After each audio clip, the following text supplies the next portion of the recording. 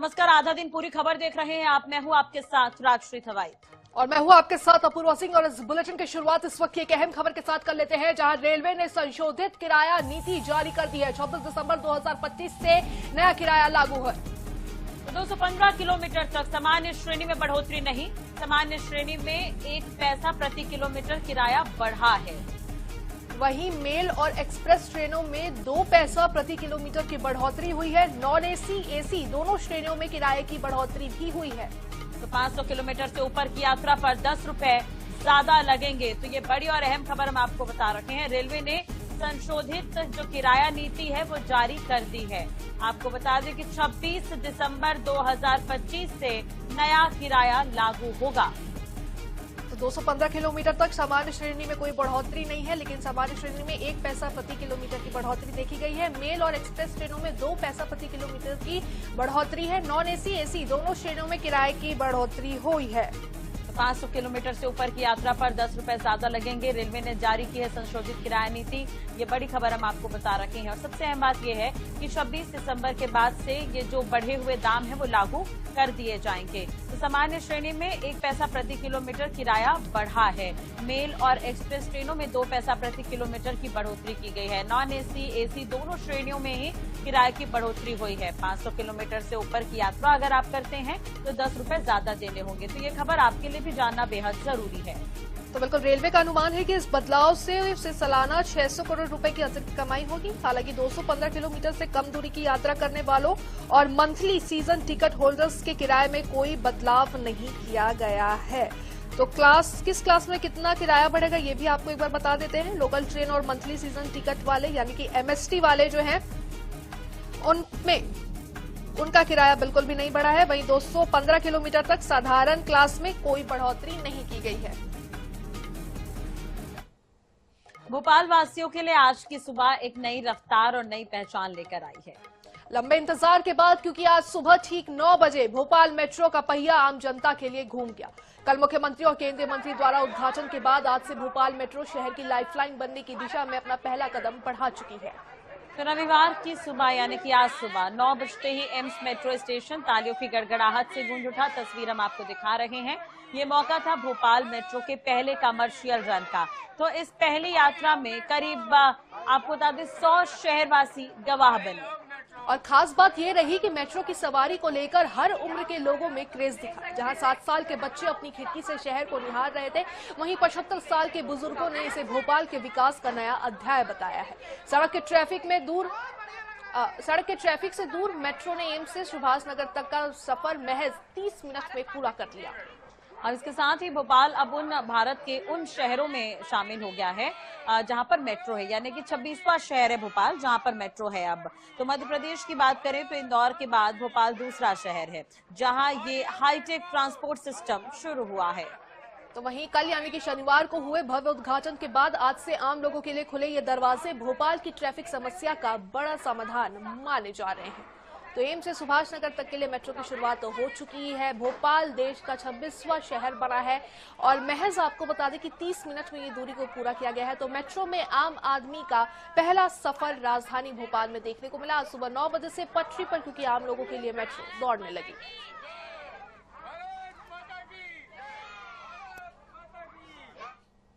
Bharatiya Janata party की सरकार ने, माननीय मुख्यमंत्री मोहन यादव जी ने भोपाल और इंदौर को मेट्रो की सौगात दी है।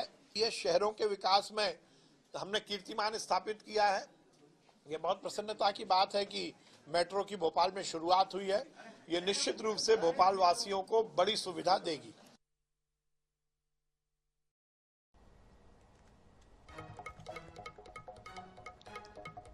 इधर छत्तीसगढ़ के प्रवासी मजदूर को केरल में भीड़ ने 17 दिसंबर को बांग्लादेशी समझकर पीट कर मार डाला। तो भीड़ तब तक मजदूर को पीटती रही जब तक उसकी मौत नहीं हो गई। उसके शरीर का शायद ही कोई एक ऐसा हिस्सा होगा जिस पर चोट के निशान ना हो। मॉब लिंचिंग जैसा ये पूरा मामला है। पोस्टमार्टम रिपोर्ट में 80 से ज्यादा चोटों का पता चला है। जानकारी के मुताबिक मृतक की पहचान 31 साल के रामनारायण बघेल के रूप में हुई है, जो सक्ती जिले के करही गाँव का रहने वाला था। सप्ताह भर से काम के लिए केरल के पलक्कड़ जिले गया हुआ था। हमले का एक वीडियो भी सामने आया है। केरल पुलिस के मुताबिक मजदूर के शरीर पर चोट के निशान ज्यादा थे और दर्द से उसकी मौत हुई है।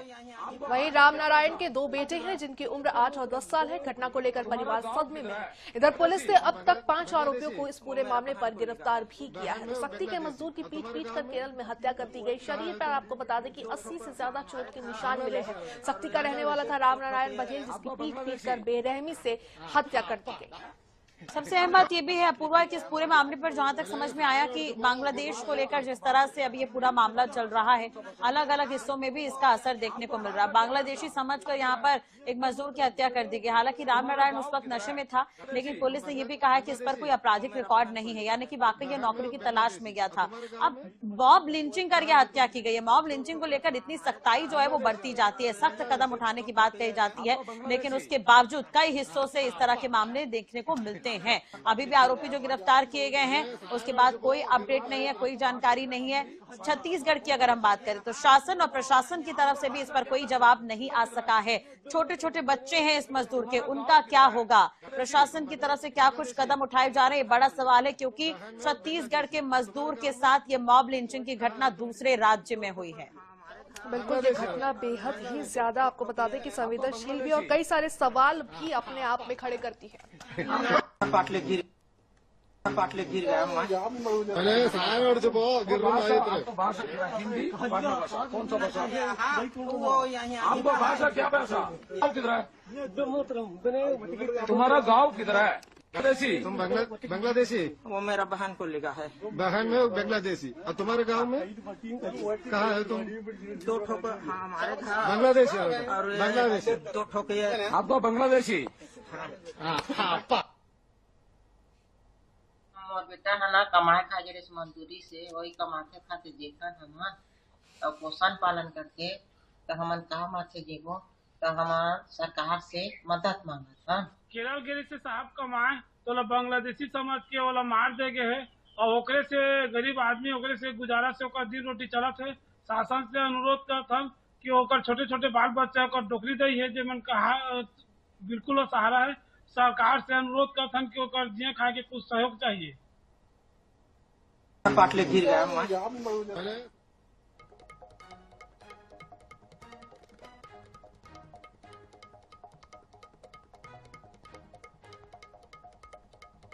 तो बांग्लादेशी समझकर छत्तीसगढ़ के मजदूर की आपको बता दें हत्या केरल में कर दी गई है। मॉब लिंचिंग से जुड़ा हुआ ये पूरा मामला है। केरल में सख्ती के मजदूर की पीट कर बेरहमी से पीट कर हत्या कर दी गई, क्योंकि लोगों को लगा कि ये बांग्लादेशी है। तो सख्ती का रहने वाला था, लेकिन छत्तीसगढ़ के सख्ती का रहने वाला था रामनारायण बघेल, जिसका वीडियो भी सामने आया है। कुछ ही सेकंड का ये वीडियो है, लेकिन इसमें साफ तौर पर देखा जा सकता है कि लोग उससे सवाल कर रहे हैं और किस तरीके से उसको पीटते हुए भी नजर आ रहे हैं। लोगों को लगा कि ये बांग्लादेशी है और उसकी जमकर पिटाई कर दी। तो शरीर में 80 से ज्यादा चोट के निशान भी मिले हैं।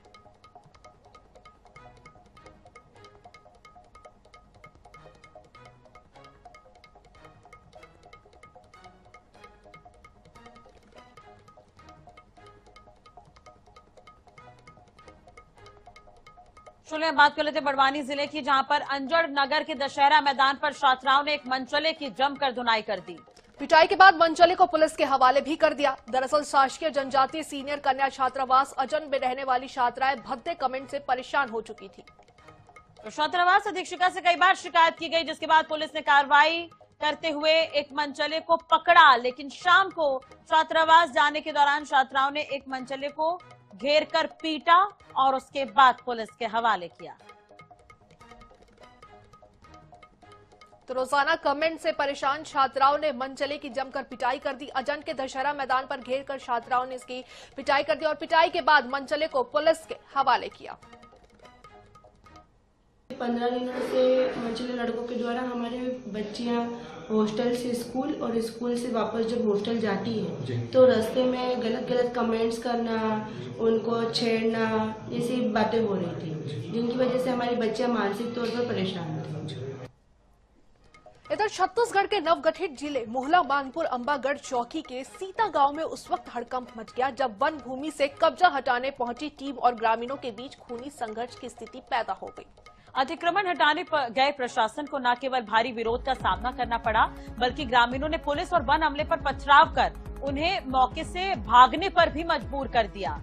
तो भारतीय वन अधिनियम 1927 की धारा के तहत वन विभाग की टीम जब जेसीबी लेकर अवैध कब्जा हटाने पहुंची तो ग्रामीण लामबंद हो गए। देखते ही देखते विवाद इतना बढ़ा कि ग्रामीणों ने सरकारी गाड़ियों और जेसीबी पर डंडों और पत्थरों से हमला बोल दिया। अब इस पूरे बवाल में ग्रामीण महिलाओं का रौद्र रूप देखने को मिला है। हाथों में डंडे लिए महिलाएं प्रशासन के सामने खड़ी हो गई। वन विभाग का दावा है कि कब्जाधारियों को पहले 3 बार नोटिस दिया जा चुका था, लेकिन जगह खाली नहीं की गई। और वहीं पथराव में आपको बता दें कि कई पुलिस जवान और वन विभाग के कर्मचारियों के घायल होने की भी खबर है। जिले के एसपी वाईपी सिंह ने बताया कि स्थिति को फिलहाल संभाल लिया गया है और भारी तादाद में पुलिस बल तैनात किए गए हैं। वहीं कलेक्टर तुलिका प्रजापति और डीएफओ दिनेश पटेल भी पूरी घटना पर पल पल की नजर बनाए हुए हैं। फिलहाल सीतागांव छावनी में तब्दील हो गया है। प्रशासन और ग्रामीणों के बीच की ये तनातनी अब क्या नया मोड़ लेगी, देखने वाली बात होगी। लेकिन इस तरह के मामले लगातार बढ़ रहे हैं।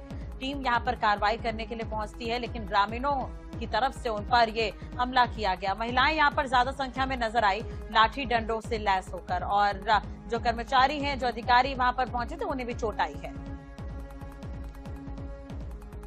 मध्य प्रदेश के कटनी जिले से एक ऐसी तस्वीर सामने आ रही है जो जल, जमीन और पर्यावरण के संरक्षण के सरकारी दावों की पोल खोलकर रख दे रही है। दरअसल बटवारा थाना क्षेत्र के बहरी घटा में रेत माफिया इस कदर बेखौफ है कि नदियों की धार को मोड़कर अवैध रैंप बना लिए हैं और मशीनों के जरिए नदी का सीना छलनी किया जा रहा है।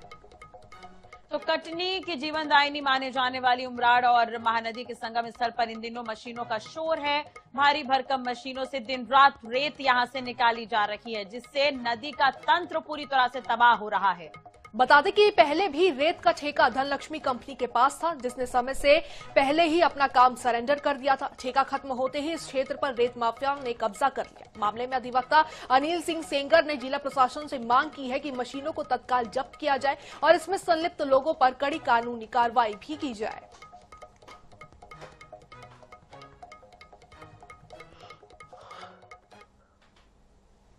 कटनी जिले में जबकि रेत निकालने के लिए अभी किसी के पास अनुमति नहीं है, किसी को वैध अनुमति नहीं है, फिर भी बरही तहसील के अंतर्गत बहरघटा में और बड़वारा तहसील के अंतर्गत लधर यमलिया खदानों में नदी के बीचों बीच मशीन को उतारकर नदी की मुख्य धारा को परिवर्तित करके पर्यावरण के नियमों को अनदेखा करते हुए मशीनों से अवैध उत्खनन का कार्य किया जा रहा है।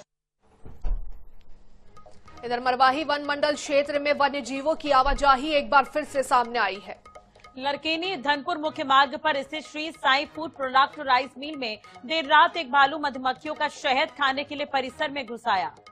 राइस मिल परिसर में बने टीन शेड पर बड़ी संख्या में मधुमक्खियों के छत्ते लगे हुए थे, जिनकी ओर आकर्षित होकर भालू रात के समय शेड पर चढ़ गया और करीब 30 फीट की ऊंचाई पर पहुंचने के बाद वहीं फंस गया।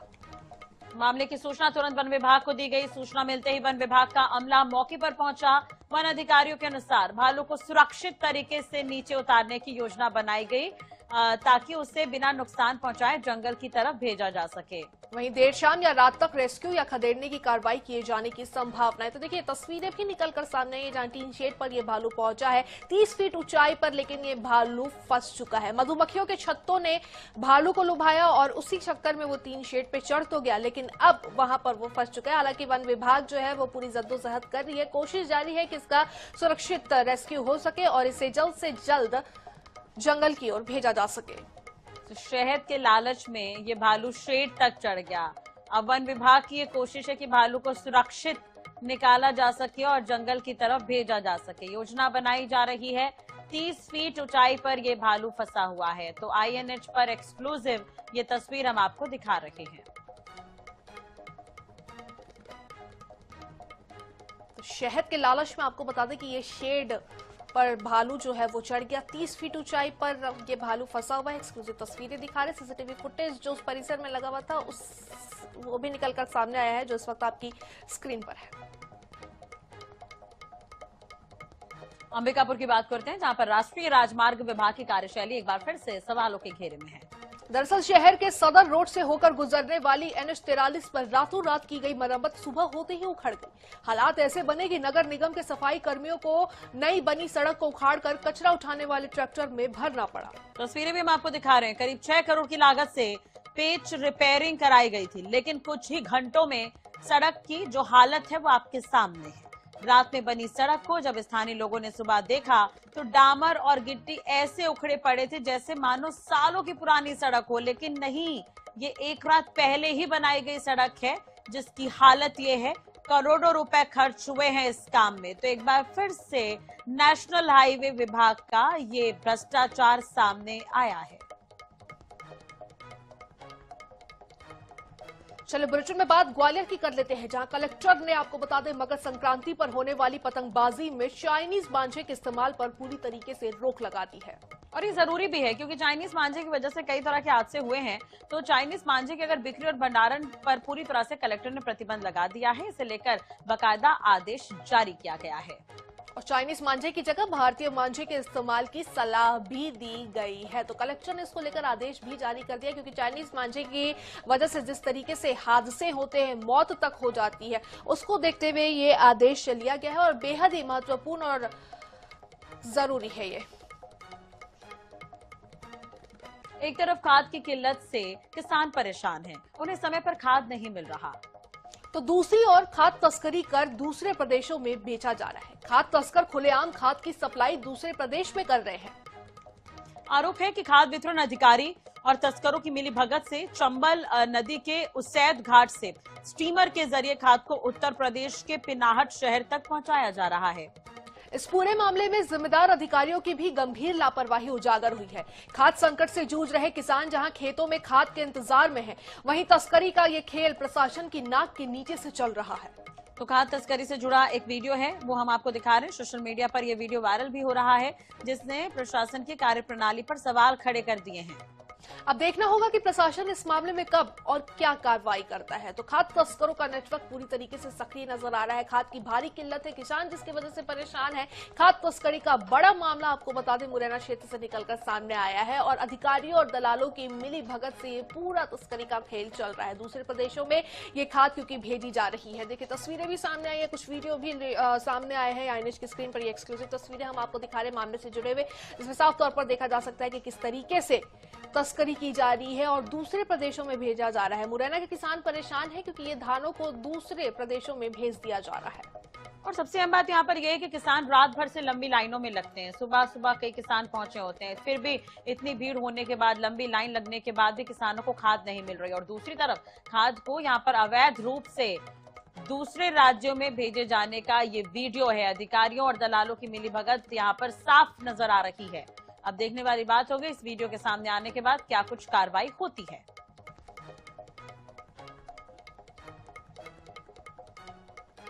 एक तरफ प्रशासन की तरफ से हवाला दिया जाता है कि खाद की किल्लत है, खाद कम है, लिमिटेड किसानों को दिया जाएगा। दूसरी तरफ किसान लंबी कतारों में रहते हैं, लेकिन यहाँ पर सच्चाई कुछ और है। खाद दूसरे राज्यों में भेजी जा रही है। तो जिले में खाद तस्कर जो नेटवर्क है वो सक्रिय है। मुरैना का ये पूरा वीडियो बताया जा रहा है।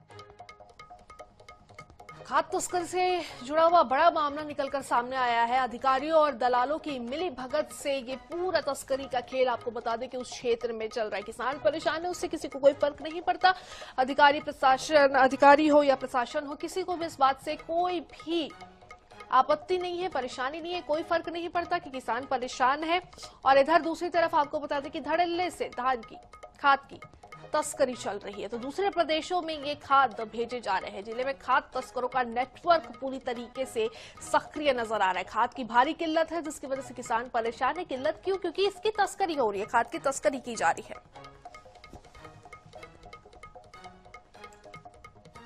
दतिया की बात कर लेते हैं जहां पर ग्वालियर झांसी नेशनल हाईवे 44 पर देर रात भीषण सड़क हादसा हो गया, जहां एक कंटेनर से कार और बाइक का एक साथ टक्कर हो गया। इस दर्दनाक हादसे में कार सवार युवक की मौके पर ही मौत हो गई, जबकि 6 लोग गंभीर रूप से घायल हो गए हैं। तो घायलों को झांसी और ग्वालियर मेडिकल कॉलेज रेफर कर दिया गया है। तो कंटेनर से कार और बाइक की टक्कर हुई है और इस पूरे हादसे में कार सवार की मौत हो गई। बेहद भीषण यह सड़क हादसा ग्वालियर झांसी नेशनल हाईवे पर हुआ है। मैं बाइक से आ रहा था, झांसी से आ रहा था, दतिया के लिए ट्रेन में स्टेशन जा रहा था। तो ये लोग मेरे पीछे से आगे पीछे गाड़ी कर रहे थे, गाड़ी से थे 4 पहिया की। इन लोगों ने पीछे से जट दे दी हमें, तो तार आगे पीछे करी इन लोगों ने, और फिर बहुत स्पीड हम और आगे को खड़े हैं थोड़े, तो इन लोगों ने मद्दी कर ली, रोक ली गाड़ी, फिर आए लोग स्पीड से आए और पीछे से दे दी इन लोगों ने। खजुराहो लोकसभा में आयोजित सांसद खेल महोत्सव का सेमीफाइनल मुकाबला मेला ग्राउंड खजुराहो में आयोजित किया जा रहा है। तो खेल महोत्सव के सेमीफाइनल मैच में पहले खजुराहो सांसद विष्णुदत्त शर्मा, राज्य वन मंत्री दिलीप अहिरवार, विजय राघवगढ़ विधायक संजय पाठक, राजनगर विधायक अरविंद पटेरिया के बीच वॉलीबॉल मैच खेला गया। वहीं एक टीम में खजुराहो सांसद विष्णुदत्त शर्मा, राज्य वन मंत्री दिलीप अहिरवार, वहीं विरोधी टीम में विधायक संजय पाठक और राजनगर विधायक अरविंद पटेरिया रहे। इस रोमांचक मुकाबले में दर्शक भी बड़ी संख्या में मौजूद थे और आनंद उठाते हुए नजर आए। नेशनल कबड्डी प्रतियोगिता के लिए शाजापुर के 3 खिलाड़ियों का चयन होगा। 6 जनवरी से 11 जनवरी तक राष्ट्रीय स्तर पर तेलंगाना के बयाराम और छत्तीसगढ़ में प्रतियोगिता आयोजित होगी। टीम में 3 खिलाड़ी का चयन होने पर बस स्टैंड कोलाई कला पर जोरदार आतिशबाजी की गई। राष्ट्रीय कबड्डी प्रतियोगिता में मध्य प्रदेश की 12 सदस्यीय टीम हिस्सा लेकर अपनी कौशलता दिखाएंगे और राष्ट्रीय स्तर पर भी अच्छा प्रदर्शन कर मध्य प्रदेश का नाम रोशन करेंगे।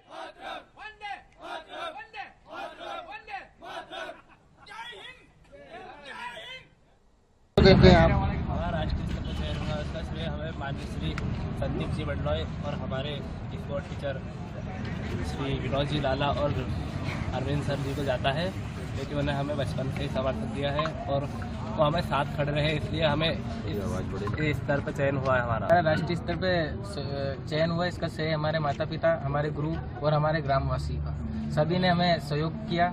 इसी के साथ हमारे राष्ट्रीय स्तर पर चयन हुआ। यदि हमारा इनका आशीर्वाद हमारे ऊपर बना रहेगा तो हम राष्ट्रीय स्तर पर भी अपना सर्वस्व देकर स्थान प्राप्त करेंगे और गांव का नाम रोशन करेंगे। तो आधा दिन पूरी खबर के इस बुलेटिन में फिलहाल के लिए बस इतना ही। खबरों के लिए बने रहिए हमारे साथ। नमस्कार।